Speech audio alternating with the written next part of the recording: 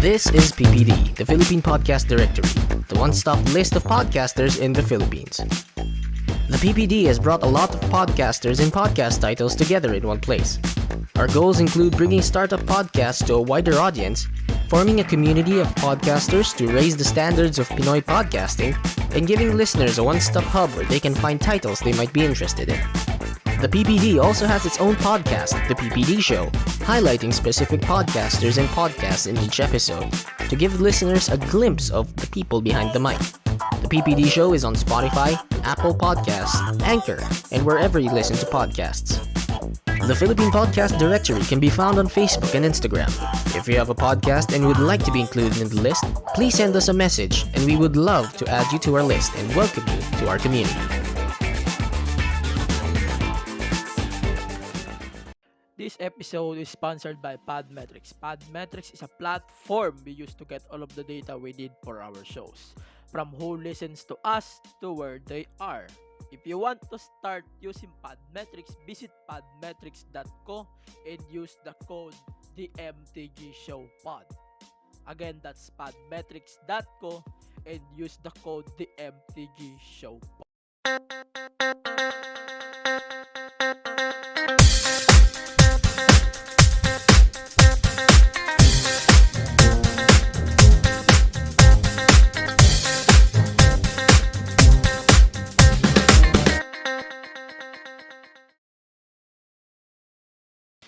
So let's start the episode with a proper introduction. Welcome to another unfiltered Tagalog wrestling podcast. This is the MTG Show podcast. So today in this week's episode of the podcast, I want to give some thoughts lang muna about the possible changes here in the pod.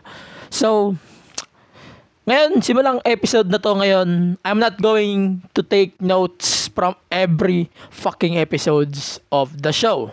So instead, I'm going to give just at least 3 parts of a show na para sa akin importante, and then I'm going to give my thoughts on it. So, tinatry ko tandaan talaga kung ano yung mga nangyari sa mga episodes starting Impact this week. So, ewan ko kung natatandaan ko pa. Sana tanda ko pa. So, ayan. Bago muna ako mag-umpisa, we're going to include the impact, yung mga nangyari noong impact nakaraan.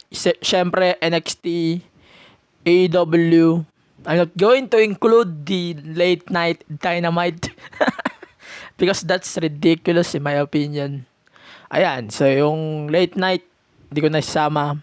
Yan, Dynamite, yung NXT UK, and then the SmackDown, and of course, Clash of Champions. So, G1 Climax Day 3 to 5, I'm going to review that episode probably by Friday or Saturday this week.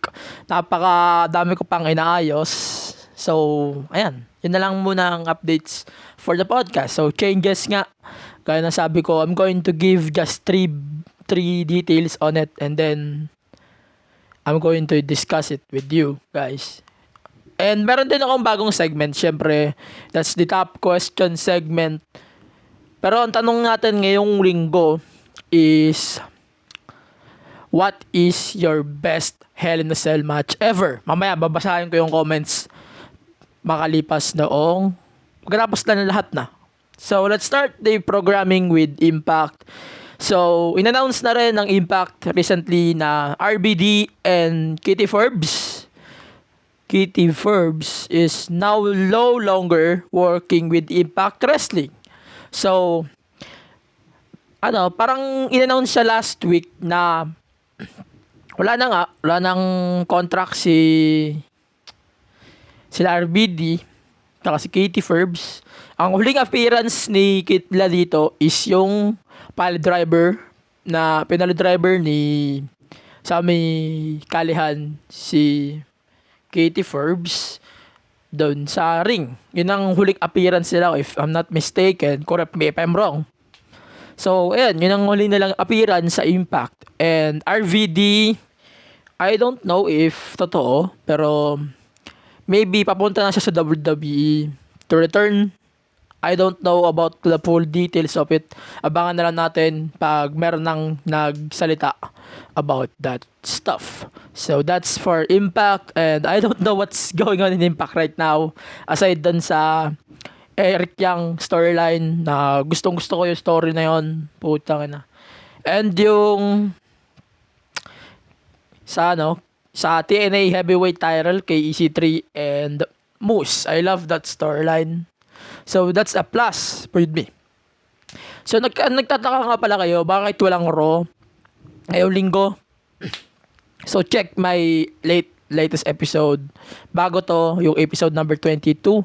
Doon ko diniscuss ang Raw ngayong linggo. So obviously, I was disappointed about that stuff, including Retribution. And I don't want to mention that again. Kasi if I'm going to mention that stuff, sigurado ko, tatawa na naman ako dito. Halos sa 1 minuto, nakakaumay na. And I'm not going to mention it again. I will try my best not to mention it again. Which is stupid. Pero hindi pwede. Kailangan ko pa rin i-mention eh. So yeah, let's proceed to NXT. So, NXT ngayong linggo is yung nag-feature doon yung Battle Royale where the winner will face Io Shirai for the NXT Women's title. So, nanalo nga dito si Candice LeRae. So, na-official lang nga yung match for TakeOver 31. Mamaya, pag-uusapan natin tong kawirduhan sa TakeOver 31. Yun na-observe ko lang ha. So, yun, nanalo nga si Candice LeRae by eliminating other women.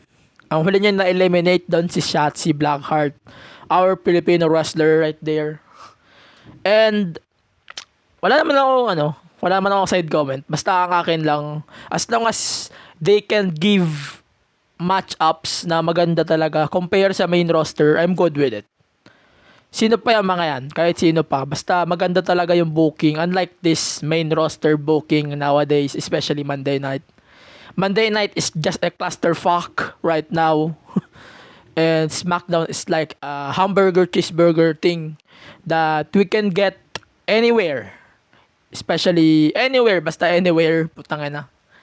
Tapos, ano ba? Yung Gauntlet Eliminator ba yan? Yung parang sa PWR and Lucha Underground. Nangyari na rin siya last week. So, Kyle O'Reilly defeated other 4 men to be part, kung tatandaan nyo, ang makakalaban nitong si Finn Balor ni Kyle O'Reilly. Pero meron akong agam-agam eh. Ewan ko kung magiging tama to eh. Kasi feeling ko pagkatapos itong match na to, baka magkaroon ng Undisputed Era, Civil War, or turn. Baka i-kick out nila either Adam Cole or Kyle O'Reilly. Baka magkasipaan sila dito sa Undisputed Era. I don't know. Anything can happen in NXT. Alam mo naman yan. Alam nyo yan lahat mga nanonood ng NXT.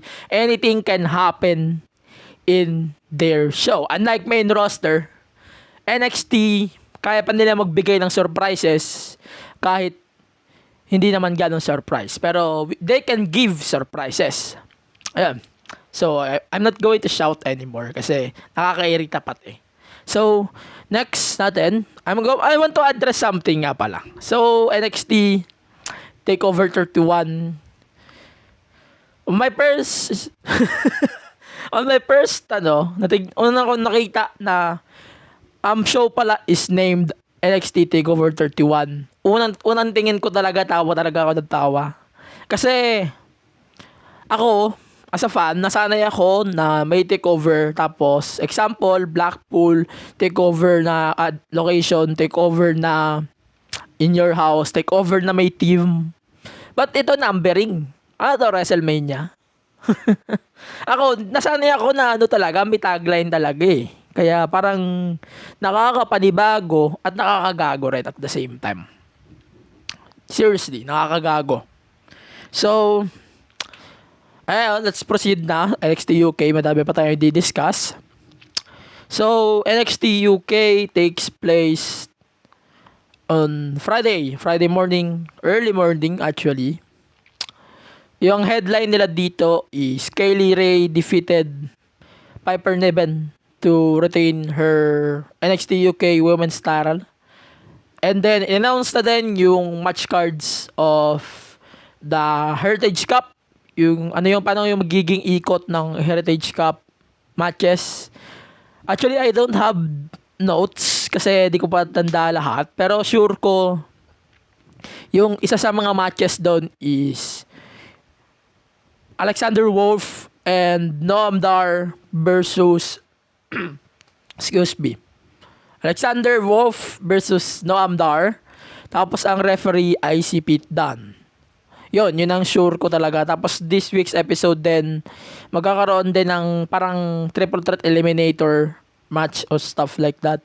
Na kung sino yung mananalo doon is siya yung magiging parang 8th member doon sa match. And the winner will face Trent Seven. Correct me if I'm wrong, di ko sure talaga yung mga nangyari doon. So, Trent 7 niya. Trent 7. Ayan, yun na lang NXT UK ko. So, let's talk about AEW pala. Naalala ko yung AEW. So, lots of changes here in this episode of AEW. Alam nyo, napakaganda ng nangyayari noon sa parking lot brawl. Naalala ko pa yun hanggang ngayon. Tapos, All Out. Magaganda rin yung matches sa All Out. But, recently, parang bumababa yung storylines ng AEW during to some reasons na hindi natin malalaman. Especially last week's episode pala, na Lance Archer is now pulled out. Na-pull out siya doon sa dapat na mangyayaring 6-man tag. Where, between Archer, Cage, and Starks versus Mox, Hobbs, and Darby Allin. So, mangyayari yung AEW title match October 14. Yun pa din ang nakaschedule pa din sa AEW. Pero main event ng episode na to is Jon Moxley versus Eddie... Wait lang, putang ina, nakalimutan ka na naman. Tangin na, nasa dulo ng dila ako, seryoso. Basta lahanin ko yun mamaya. Eddie Edwards ba? Ay, hindi. Eddie, Wait lang. Try ko alahanan, ha? Kasi di na ako nanonood ng Dynamite. If you remember the stuff that I addressed last week. Wait lang. Basta, nag-search lang ako. Teka lang. Nag-search lang ako para sure ako. Nalala ko na si Eddie Kingston pala yun. So, finigure out ko talaga siya eh. Mahirap na. Baka bashi na naman ako na masyado daw akong... mahirap na. So, Eddie Kingston, mahirap talaga pag hindi ako nag-i-script dito sa pod. So, so that's Eddie Kingston. Grabe yung promo niya last week. Putang ina. Wala talaga ako masabi. Pero nagustuhan ko dito sa episode ng Dynamite na to is parang napupunta na ulit sa main event yung kasama niya like sila Butcher and si yung kasama ni Bunny dati. Tsaka yung Lucha Bros. At least nadadala sila sa main event spot. Which is, gusto ko yung ganun na presensya sa AEW. Unlike sa ibang promotions, dyan, like WWE, parang ang priority na dun sa main spot is either the champion or the top but weird storylines, which is stupid. So, what I like in AEW ngayon, sa AEW, is hindi umiikot sa isang tao lang yung storylines about the main event, which is maganda yung ganun na sistema. Unlike nga sa ibang promotions, they are focusing on champions. So, kakatapos nga lang ng Clash of Champions. I'm not going to address it later. Pero, balik muna tayo dito. So, also dito din naganap yung debut match ni Miro with Penelope Ford and Kip Sabian. Wala na ako side comments. Basta yan. So, let's go to SmackDown Ayan, SmackDown this week is clusterfuck din. Clusterfuck din yon. Pero my highlight dito is Alexa Bliss. Parang natutuluyan ng maano yung utak ng Alexa Bliss dito. Giving Lacey Evans is another sister Abigail, and then para siyang na-hypnotize na ni The Fiend. Wait, I think dito na nag-uumpisa yung storyline about that shit going on. And also yung habang pumapasok si Roman Reigns, Alexa Bliss staring down on Roman Reigns and Paul Heyman. Naka-stare lang siya doon habang nakataas yung title. Tapos, parang ang kahulugan kasi noon is possible, baka lang na maging challenger ulit ni The Fiend, ay ni Roman Reigns si The Fiend, which is possible naman. Ewan ko, but maybe in the future, we're going to get that stuff. And then, ayan na nga, yung face-off between Roman Reigns and Jey Uso for the Universal title sa Clash of Champions. Ayan, doon na nga naganap. And parang ang argument nila dito, kung sino ba yung head of the plate, whatever it is. I love the storyline. Unlike SmackDown's storyline. Unlike Raw's storyline. Mas gusto ko talaga dito sa SmackDown yun. Tapos, yun na nga yung Superman punch na nga ni Roman si Jey Uso doon sa stage. Parang patawa-tawa na nawala na ng malay si Gago. Natatawa talaga ako doon. Kahit doon sa match mismo ng Clash of Champions. Natatawa talaga ako doon. Mamaya ko i-explain kung bakit. So, yun. Yun na lang ang aking recap for this week's wrestling. I'm going to address new stuff next week na lang. Pagka meron na. Ayusin ko na lang tong clusterfuck na nangyayari ngayon dito. Pagka next week, baka maayos ko na talaga ngayon. Unlike ngayon na kailangan ko magpaikli dahil may pay-per-view nga. May pay-per-view din next week. So, sure ko malaking show na naman. Malaking episode na naman yung mangyayari ngayong linggo. So, maybe din na magkakaroon din ako ng alam ba yan? Draft. I'm going to do a draft featuring all of the current wrestlers of Raw and SmackDown. Maybe lang. Iniisip ko pa din kung gagawin ko talaga yon. Kasi isang linggo lang mangyayari eh. Tapos, gagawin ko na yung draft eh. Which is weird. Basta, yun. Abangan nyo na lang kung ano yung gagawin ko doon sa drafting na yan. And so, ayan, let's proceed to Clash of Champions, obviously. Kasi Clash of Champions, nangyari siya last Monday night, Manila time. And, ayan na nga. Naumpisahan tong main event card sa isang ladder match for the Intercontinental title between the champion Sami Zayn, the champion Jeff Hardy, and the so-called champion AJ Styles in a ladder match.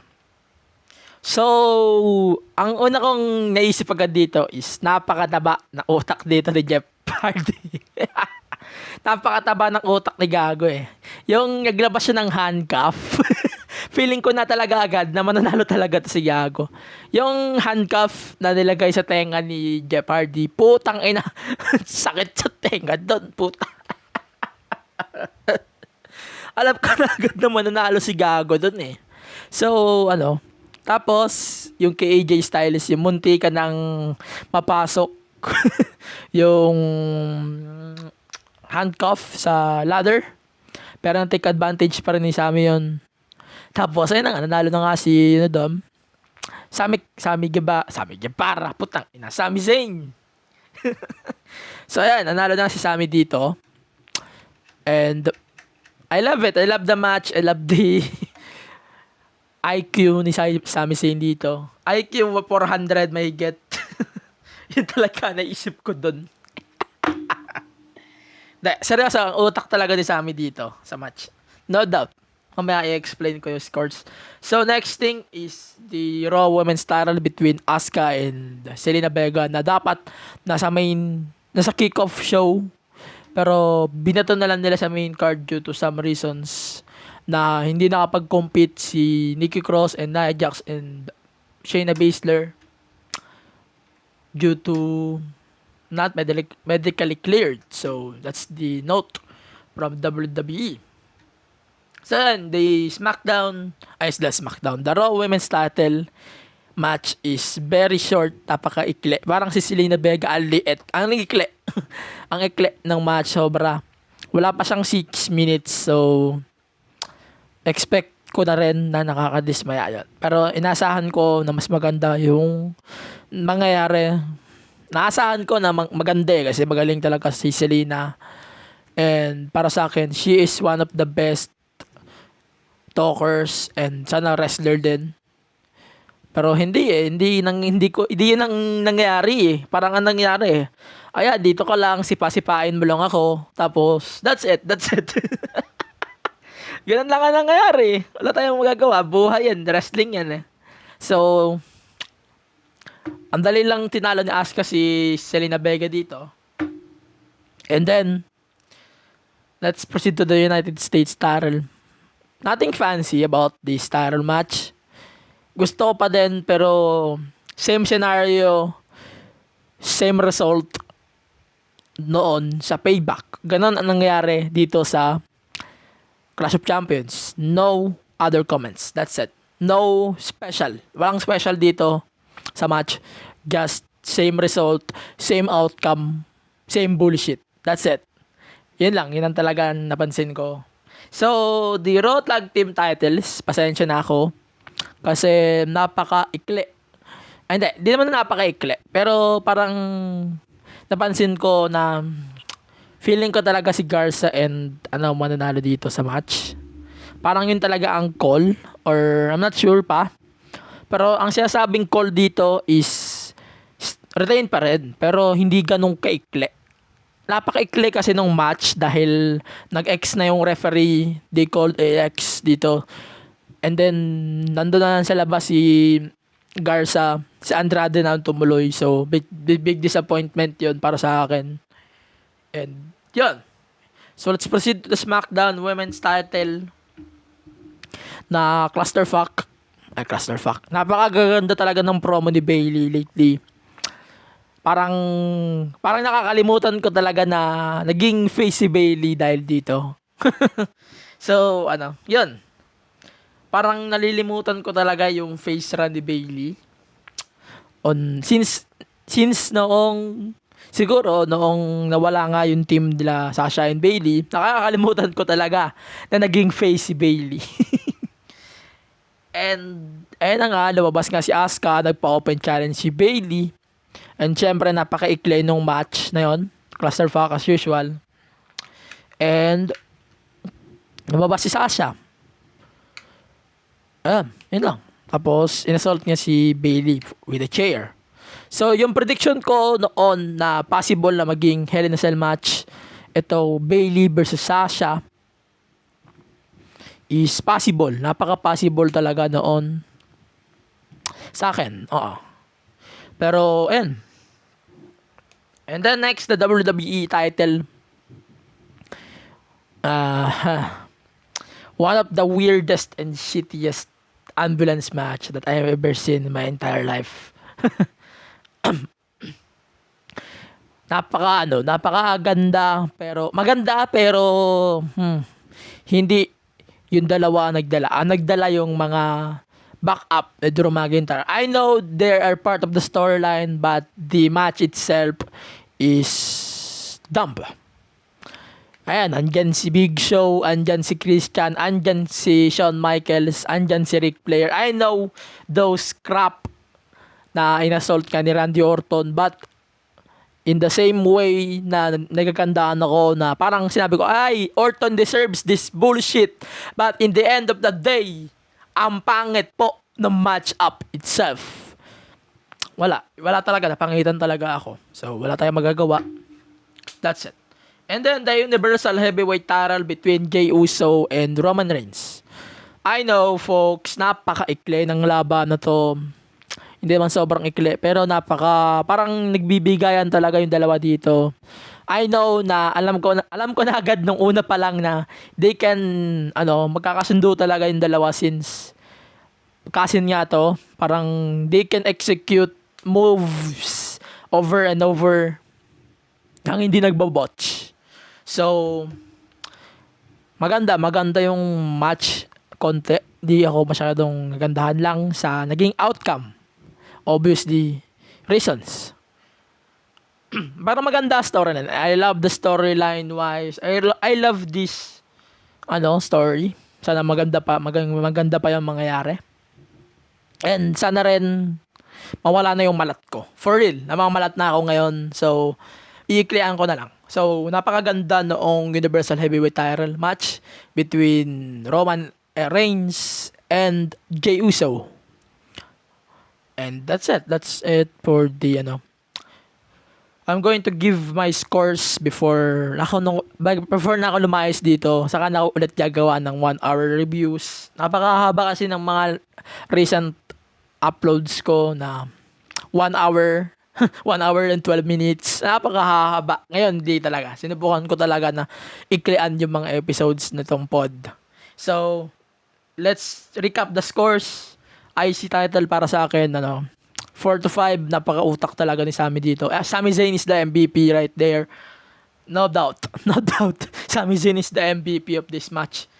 And then, the Raw Women's title, the United States title, both 2 out of 5. Obvious reasons na na-explain ko na kanina, napaka-ikli. Plus yung sa US, medyo recycle, medyo same shit lang ang nangyari. And then, Raw Tag Titles, medyo na-dismaya talaga ako sa naging outcome, naging call, wala akong magagawa. Garza, hindi kasalanan ni Garza yon, wala talaga akong magagawa doon. That's 1 over 5. Negative nga dapat. Napakaikli. So, next natin is the SmackDown Women's title. Pasensya na, hindi ko na siya binilang scores. Wala siyang score. And then, the WWE title, maganda yung match. Sabihin ko na sa inyo, hindi ako nagandahan sa kung ano yung sequence. I hate it. Pero maganda yung match. I hate the sequence lang. Daming lumabas na shenanigans dito. I hate it. So, that's 2 out of 5. And then, the main event of the evening, Roman Reigns versus Jey Uso. That's 2 out of 5. But storyline-wise, the storytelling, I love the storytelling right there. That's 6 over 5. Dapat nga 10 over 5 pa. Mababa pa ang 6. Basta, yun. That's it for today's episode. Pasensya na kung napaka-ikli na tong episode na to. Babawi ako probably, meron pa akong episodes na dapat nyong abangan. Magagawa rin ako ng draft. Abangan nyo yan, draft na yan. Napaka-weirdo kasi na tong WWE. Ayan nga pala, draft niya pala is October 9 and October 12 on Fox and USA respectively, SmackDown and Raw. And that's it. That's it for today's episode. I'm going to do the draft probably by this week din. Abangan nyo. Magsusulat na ako mamaya after ng review ko sa G1. Manonood na ako ng G1. Highlights lang muna. And then, that's it. That's it for today's episode. Follow the podcast on Facebook, facebook.com/The MTG Show Podcast, Twitter and IG, The MTG Show Pod. And then, follow the podcast on Spotify, Google Podcast, Apple Podcast, Anchor. And then, use the MTG Show Podcast app kung meron kayo. Medyo na-delay lately yung pag-upload doon. Dahil minsan busy rin ako syempre. Hindi lang podcast ang ginagawa ko syempre. So, yan. And shoutouts din sa PHC, sa HXC. Pasensya na, hindi ko na mababasahin yung question of the week. Instead, I'm going to read that probably by takeover predictions ko na lang. Doon ko na lang siya babasahin yung mga sagot nyo doon sa predictions. Ay, sa questions, but predictions lagi. So, ayan, minamalat na ako. Pasensya kayo kung pipiyok talaga ako that episode. See you on the next episode. I'm out. Stay safe and stay wrestle. Thank you.